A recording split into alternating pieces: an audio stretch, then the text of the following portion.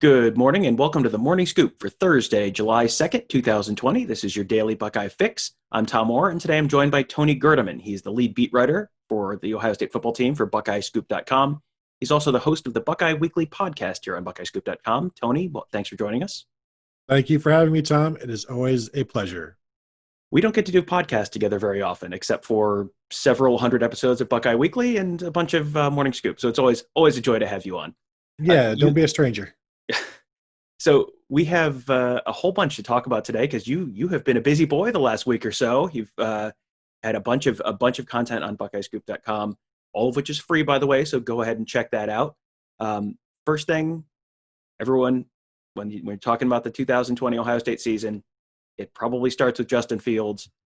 Obviously, on our Buckeye Weekly bold prediction show, you had a very bold prediction about Justin Fields. That'll be released later today, but there's a lot to like about what Ohio State got out of Justin Fields last year, but in talking to Kevin Wilson, it sounds like there could be a lot more on the table for him this season. Yeah, and this is a guy, Justin Fields, who threw for the third most yards in school history last year as a first-year starter, behind just Joe Germain and Dwayne Haskins.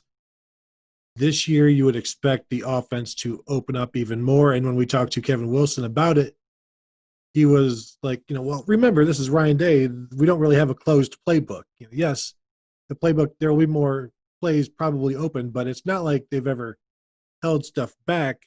It's just with the offense they had last year with J.K. Dobbins being able to rush for 2,000 yards, they didn't necessarily ask Justin Fields to do all of the things through the air that they would ask Dwayne Haskins to do. They didn't ask him to fit into all of these tight windows.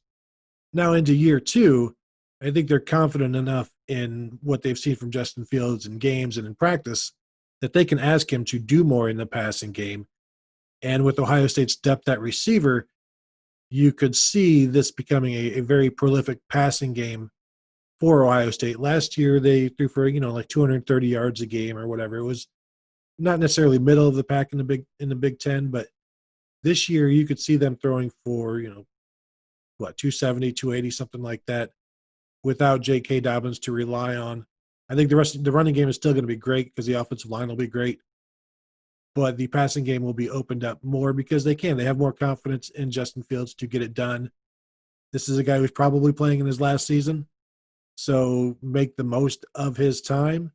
And with the receivers that they have, and Garrett Wilson and Chris Olave and the freshman, it would be, I don't want to say it would be a waste not to use him, but it wouldn't be maximizing him.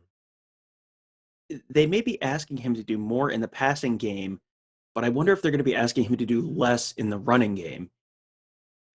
Between having a little bit of uncertainty at that backup quarterback spot this year with, maybe it's Gunnar Hoke, maybe it's CJ Stroud, maybe it's Jack Miller, but all three of those guys would have benefited a lot from getting spring practice.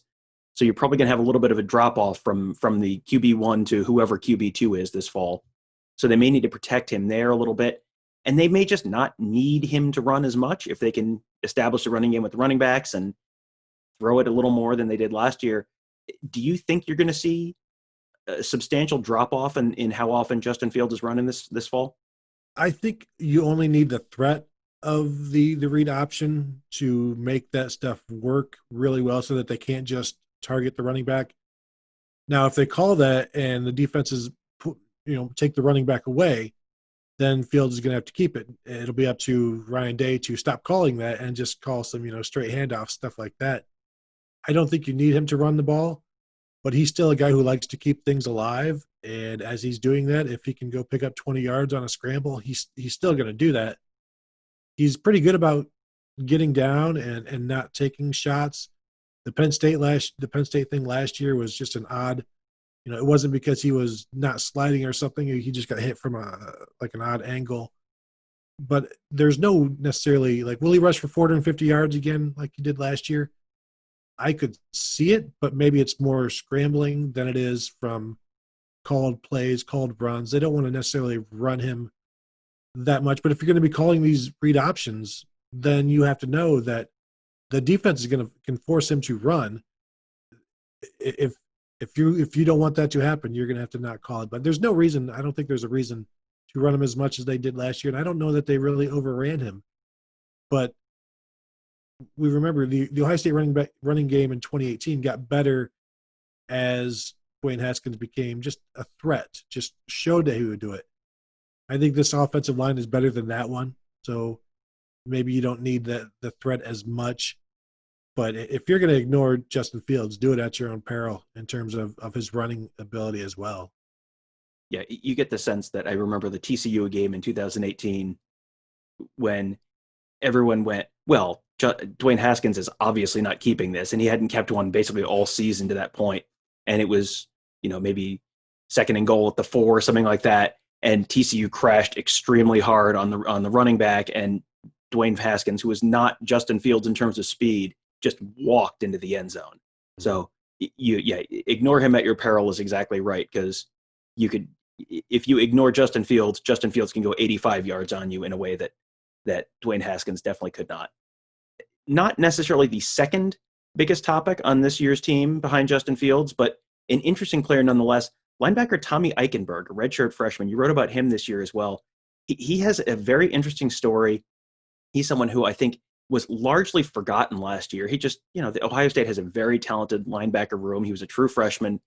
He got on the field in the Miami game for one play before the game got rained out. He was on the field for just a couple other games here and there. I talked to him at the Fiesta Bowl and had a really good conversation with him. You just wrote about him. He's someone who I think the Ohio State coaching staff, Ohio State fans may not know a lot about him right now, but it sounds like the Ohio State coaching staff is pretty high on what he could turn out to be for this team. Yeah, I think my favorite thing about college football is the guys that are coming up that you don't know about and that just replenish everybody who leaves. Unfortunately for Tommy Eichenberg, as a redshirt freshman, there are 7 juniors and seniors on this linebacker in the depth chart. So he's behind those guys. He's an inside linebacker. But when you talk to Al Washington, as I did, about Tommy Eichenberg, he couldn't say enough about him. And, he's a contact seeker. He gets it. He's this, he's that. He was committed to Boston College originally. Al Washington was recruiting him while he was at Michigan, offered him while Al Washington was Michigan linebackers coach. That came about a week after an Ohio State offer, and then eventually Tommy decommitted from Boston College and signed with Ohio State. Boston College, coincidentally, is where Al Washington went to college. So, they had a connection beforehand, and now they are reconnected. But he is your typical what you would expect from an Ohio State middle linebacker. And he's going to have to wait his turn, but this is the year where you'll see him on special teams some. Bill Green wrote about his all-Ohio, all-defense team from Ohio that he's seen in the internet era. Tommy Eichenberg was one of his linebackers, just a guy who's always around the ball. And, sure, we haven't seen that yet, but from what the coaches tell us and what the film tells us from his high school days, he's the kind of guy that just picks up right where the guy who departed left off. And it's a seamless thing, and it can then become more than seamless as maybe he ascends beyond the person that he's taking over. He had an interesting story when I talked to him at the Fiesta Bowl, because he had a very interesting perspective on things, because his older brother is Liam Eichenberg, who's an offensive lineman from Notre Dame. So the year before, Tommy Eichenberg had also been at the college football playoff semifinal watching Clemson, but that was watching his older brother play, and he was just sitting in the stands. Last year, he's on the field, obviously or on the sidelines as the Buckeyes are playing them in the college football playoff semifinals. So it'll be interesting to see how his career continues to grow. He's someone, like I said, not necessarily someone who you're going to see starting this year, but just that is a name to know that I think a lot of people have overlooked him, and he's someone just have in mind for 2021 and beyond. Yeah, if you follow baseball, he's like in Double-A right now. He's like one of the top Double-A prospects. You watch him maybe from afar, and then once they call him up, not necessarily for a September call up, maybe a November type of call up, something like that. But he's a guy. The depth chart is just so ridiculous at linebacker right now. They've got 7 guys who could start anywhere, and Tommy Eichenberg could be number 8.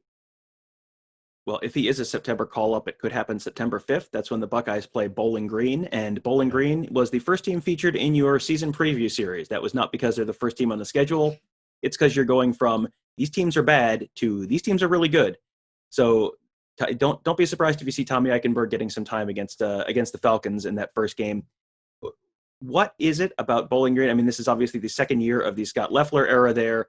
That was a pretty big rebuilding project after the Mike Jinks experiment went a little pear-shaped up there. What do people need to know about Bowling Green other than the fact that they are probably not going to come into the horseshoe and pull an upset? Yeah, this is not a very good team, Tom. And yeah, my rankings basically doing a season preview by order of most least good, I guess, least dangerous to most dangerous. And yeah, Bowling Green opens it up. And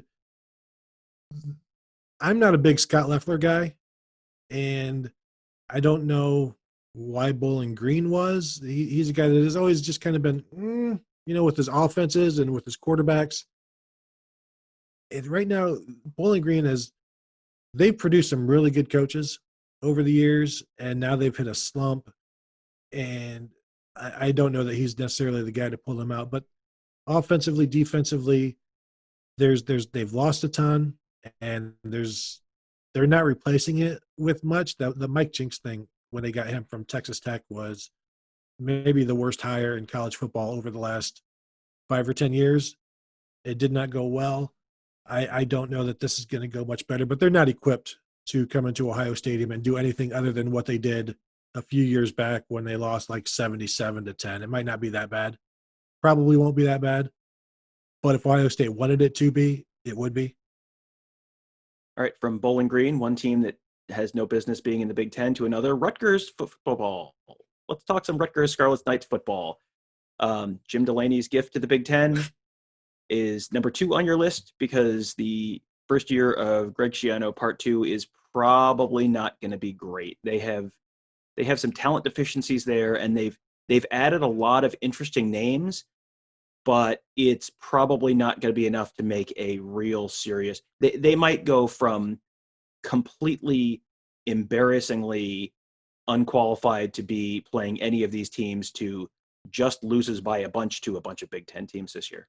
And going from like 0-9 in the Big Ten to a surprising 1-8 based on who they get to play at home, who is the worst team that they play at home. But they've added, like you said, a lot of transfers. Brendan White, former Ohio State safety, is now there, and I know a lot is expected of him. I don't know how much a safety is going to turn around a program, in terms of like how many wins will he bring, because there are still so many other faults. The quarterback situation, they've got more experience. I think I wrote they've got 3 guys who have started and won games at Rutgers, which might make them the winningest program in college football when you just consider how many starting quarterbacks with wins on the roster, because they've got 3. I don't know if anybody else has that. Maybe the Hurricanes, who knows? Which, that's fine. But there's just it's going to take a while. And the key thing to remember is, yes, Greg Schiano has returned, but he has returned to the Big Ten. This is not the Big East. This is not the Big East with Miami having already left. This is a very different world that he is in right now. And you can't even ask him to get it back to where he had it before. You can only ask him, in my opinion, can you get us back to where Kyle Flood had us before we fired him? And that's, an 8-win team every few years. In this division, you can't ask for more than that. Right. And we'll get into another team that's probably going to cap out around that point, even in the best case scenario in a second. But you run into the Big Ten East problem where, unfortunately for Rutgers, Michigan and Penn State and Ohio State are on that schedule every year. And Rutgers obviously has beaten Michigan since they joined the Big Ten. That is a thing that has happened. But since that happened, they have also lost 78-0 to Michigan. So it's not something you probably can bank on most years. You're probably going in to most seasons with basically 3 guaranteed losses on that schedule with those 3 teams, and you're probably not going to do better than 500 against Indiana and Michigan State in most years. And yeah, that is a tough ask. And I know that the recipe at Rutgers, going back to the 1990s when I remember seeing Rutgers football games on TV, the recipe has always been, well, if they can just get the New Jersey high school kids to stay home. It's like, well, you can't. So now what's your plan? So yeah, that's Rutgers. We probably don't need to belabor the Rutgers point too much. I don't think we're informing anyone that Rutgers is not great. Another program that Jim Delaney has blessed the Big Ten with that is also not going to be great this year, Maryland football. This is year 2 for Mike Locksley, so it's not exactly the same, and they're not doing quite as much with transfers, but they have, as Rutgers brought in for a couple of former Buckeyes, Brendan White and Malik Barrow. Maryland last year brought in Keandre Jones, another former Buckeye, but I guess, I mean, they're a little ahead of Rutgers this year, but it's year 2 for Mike Locksley is probably not going to be a bowl season for them either. Yeah, they would need to upset a couple of teams to get to that 6-win mark. You talk about Rutgers just keeping the New Jersey guys home. Maryland, if they would just keep the DMV guys home, the DC, Maryland, Virginia area guys home, they could do something provided that Mike Locksley can coach them. You know, when you see like Dwayne Haskins and Chase Young possibly saying that they maybe would have stayed or signed with Maryland if Mike Locksley was the head coach. Those are 2 significant guys who are program changers. Now you put them at Maryland, put them together at Maryland, and you would have something. But what do you have in Mike Locksley? What could he get out of those guys other than their natural talent? Can he make them more than what they are? And can you get the snowball started? Those 2 guys could have, but the timing just didn't work out. So what can you do to get this Maryland, DC, Virginia area snowball started and then built up? And then if you can, I still don't know that Mike Locksley is more than, can you top out at 8-4, even with, because they could have more talent on their roster than Michigan. They could be Ohio State, Penn State, and then Maryland in terms of a talented roster if they continue to recruit, because Mike Locksley in that area is beloved by high school coaches and they believe in him. I wonder how long they will continue to believe in him if the results on the field, why am I going to send a kid to you when it's just going to be 5-7, 4-8, 3-9 every year, and there's no promise of something more? You'd be it would be a disservice to the kids for the high school coaches to continue to keep that pipeline going when they could go other places and have experienced so much more success. Yeah, that's a place where you have to have some patience with him, but you can't have too much patience, because if you get past about year 3 or year 4 and it hasn't happened yet, it's probably not going to happen. You can't give him 7 years, because then you're just 7 years of 5-7, and you never kind of get over that hump. So, Tony, thank you for joining us. Appreciate it. Anything that you have coming up that you want to plug, or other content that's people need to be looking out for? No, I'll be continuing the team profiles, the schedule preview every other day until we get down to the final couple of teams. Who knows what order those will be in terms of the toughest opponents remaining. Michigan may be in there somewhere. Tom, maybe? I mean, they're on the schedule, so they're going to be in there somewhere. Good point. All right. Thank you, Tony. You can find all of Tony's work at buckeyescoop.com. And you can also become a member there. Time is running out. If you want to be a member of our Founders Club, all you have to do is sign up to be a paid member of buckeyescoop.com by the 4th of July. To be a part of that Founders Club, get some special perks, including access to Founders Club only live events, prizes, and more. Just check out buckeyescoop.com. There's great free content like all of Tony's articles, plus even more insight, analysis, and insider reports in our members section. Thank you guys for listening. You can make sure to find us on Apple Podcast or your podcast app of choice. While you're there, you can subscribe, rate, and review us. Have a great day, and we'll talk to you tomorrow.